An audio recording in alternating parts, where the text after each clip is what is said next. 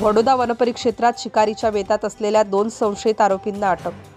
कुर्हा काकोडा वडोदा वनपरिक्षेत्रातील सुकडी नियक्षेत्रात 27 रोजी रात्री 12:20 सुमारास मिळालेल्या गुप्त माहितीवरून वडोदा वनपरिक्षेत्र डोलारखेडा स्टाफ गस्त करीत असताना कक्ष क्रमांक 542 सुकली नियक्षेत्रात 2 इसम गावठी बंदुकीसह शिकारच्या प्रयत्नात अवैध अपप्रवेश करताना दिसून आले।